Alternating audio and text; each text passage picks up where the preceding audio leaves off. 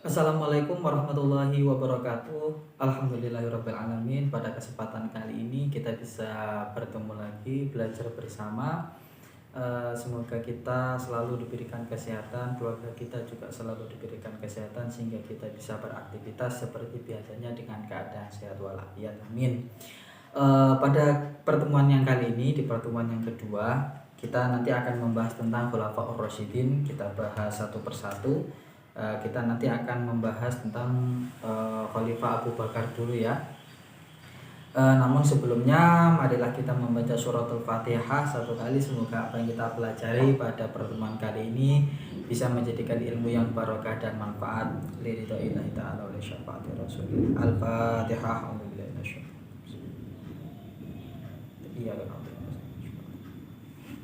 Amin.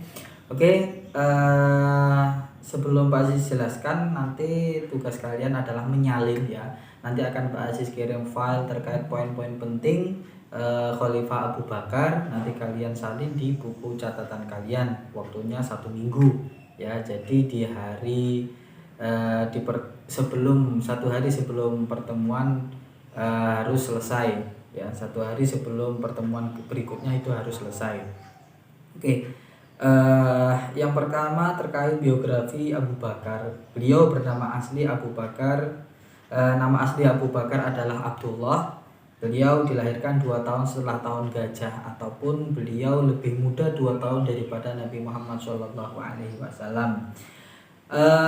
Beliau adalah sahabat Nabi yang selalu konsisten dengan akhlak yang mulia, serta selalu menemani Nabi Muhammad baik ketika pergi ke negeri Syam atau ketika sedang berdagang. Jadi Abu Bakar itu adalah sahabat yang paling setia karena beliau itu selalu menemani Kanjeng Nabi, dan juga dari kecil beliau itu tidak pernah sama sekali minum khamr, menyembah berhala dan lain sebagainya, itu tidak pernah sama sekali. Jadi dulu tuh waktu Kanjeng Nabi ya kecil ikut berdagang dengan pamannya Abu Thalib ya. Pernah itu tujuannya ke negeri Sam, berhenti di suatu tengah perjalanan tepatnya di depan gereja. Waktu itu Abu Thalib beserta rombongan yang lainnya dipersilahkan pendeta tersebut untuk masuk untuk sekedar istirahat dan juga makan bersama, namun tidak dengan Nabi Muhammad. Nabi Muhammad singgah istirahat di depan gereja, tepatnya di bawah pohon ya, di bawah pohon. Ketika Abu Thalib paman Nabi Muhammad dan juga beserta rombongan di dalam ditanya oleh pendeta, apakah masih ada orang yang ada di luar yang belum masuk ke sini? Dijawab oleh pamannya, ada ya. Akhirnya pendeta itu keluar melihat Nabi Muhammad. Namun karena pendeta ini sudah tahu di dalam kitab sucinya itu juga dijelaskan nanti ada nabi akhir zaman ataupun nabi ataupun rasul akhir. Akhirnya pendeta ini memberitahu kepada Abu Thalib, tolong jaga anak ini, karena anak ini kelak menjadi orang terpandang. Anak ini akan menjadi rasul ataupun rasul terakhir. Nah, akhirnya singkat cerita, ketika itu pun Abu Bakar itu juga ikut serta dalam rombongan itu. Jadi Abu Bakar ikut berdagang kepada Nabi Muhammad dan juga rombongannya lainnya dagang ke negeri Syam. Terus ketika dewasa ataupun ya ini tadi sudah Pak jelaskan, ketika dewasa beliau juga termasuk orang yang kaya raya. Beliau dikenal dengan orang yang kaya raya, menepati janji dan juga berakhlak mulia ya. Ya pantas karena beliau terkenal dengan orang yang akhlak mulia, karena dari kecil pun beliau tidak pernah menyembah berhala ataupun minum khamr. Beliau juga dikenal orang yang cerdas, bijaksana dan lemah lembut ya. Saat dewasa pun Abu Bakar tidak pernah sama sekali menyembah berhala yang seperti halnya tadi Pak Aziz sampaikan.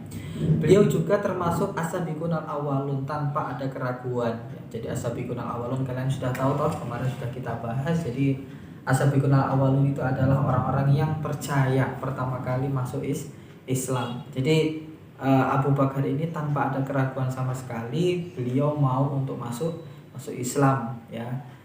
Jadi di saat orang-orang lain itu masih ragu-ragu, beliau tidak ada keraguan sama sekali di hatinya untuk masuk Islam.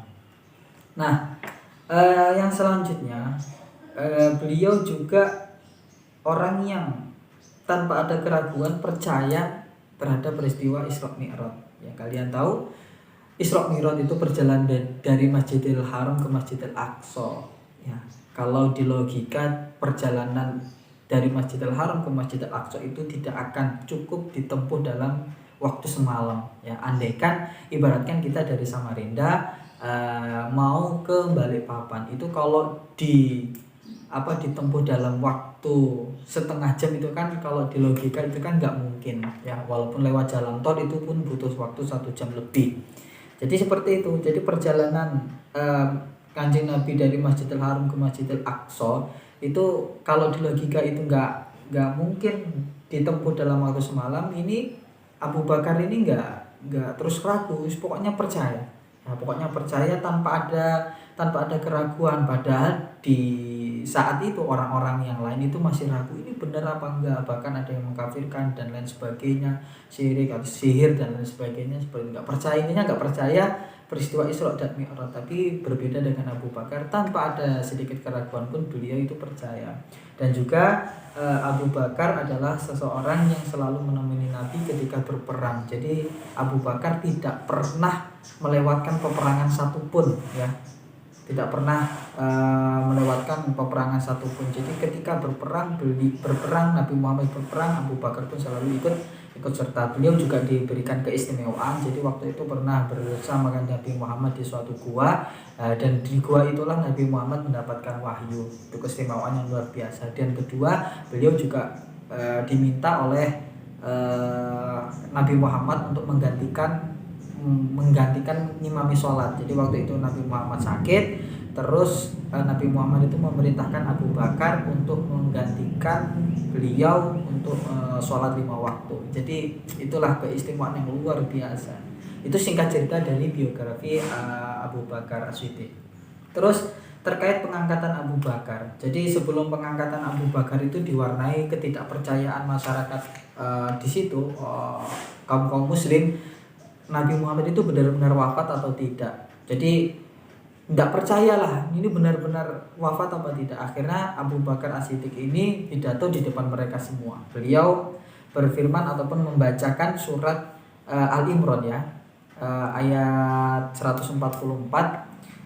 A'udzubillahi minasyaitonirrajim. Wa ma Muhammadun illa rasul qad khalat min qablihi rusul afa immata aw qutila anqalabtum ala aqabikum wa may yanqalib ala aqibaihi fala yadurrullaha syai'a wa sayajzillahu syakirin. Wa ma Muhammadun illa rasul. Muhammad itu adalah rasul, ya.